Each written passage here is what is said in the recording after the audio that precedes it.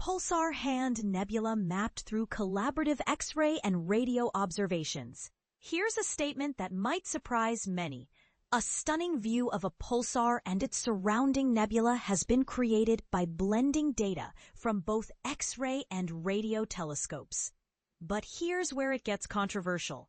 This combined approach is uncovering details that challenge some of our traditional ideas about these cosmic phenomena. If you're curious about how astronomers piece together such a detailed picture of a distant exploded star, keep reading. Back in 2009, NASA's Chandra X-ray Observatory released a mesmerizing image depicting a pulsar with a nebula that visually resembles a human hand, often called the Hand Nebula. Since then, scientists have kept a close eye on this curiosity, using Chandra and other astronomical tools to continue observing its evolving structure. Recently, they took a bold step by integrating fresh radio wave data from the Australia Telescope Compact Array, ATCA, with the existing X-ray observations from Chandra.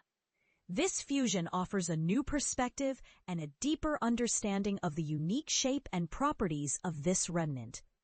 At the heart of this composite image lies Pulsar B150958, a neutron star that spins extremely rapidly, completing nearly 7 rotations every second, and is astonishingly compact, measuring just about 12 miles across.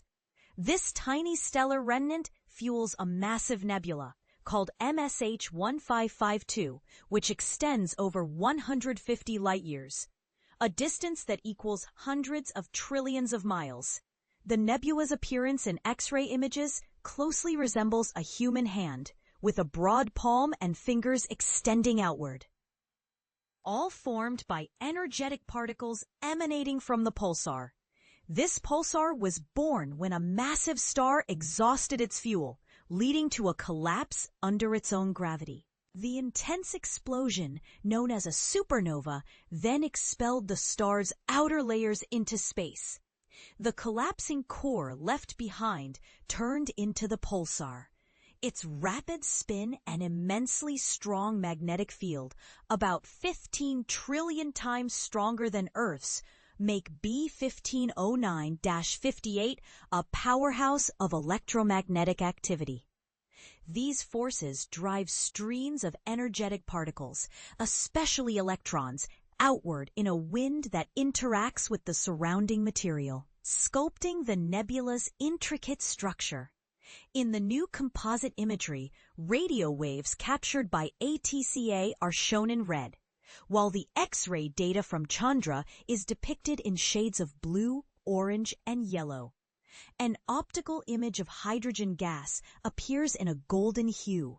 Where these different data sets overlap, both in radio and X-ray, the color purple emerges, highlighting regions of combined emission.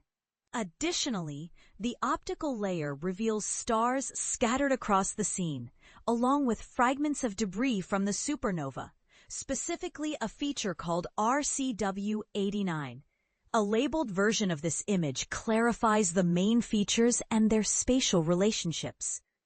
The research paper detailing these findings was led by Shumeng Zhang from the University of Hong Kong, with co-authors Stephen C.Y. Ng and Niccolò Bucciantini from Italy's National Institute for Astrophysics.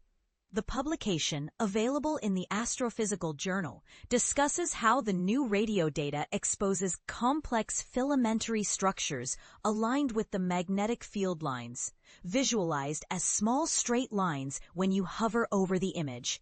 These filaments are likely formed by the collision of the pulsar's energetic wind with debris from the supernova.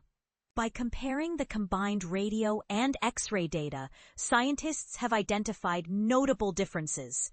Some prominent features visible in X-rays, like the jet extending downward and the 3 finger-like structures at the top, are absent in radio observations.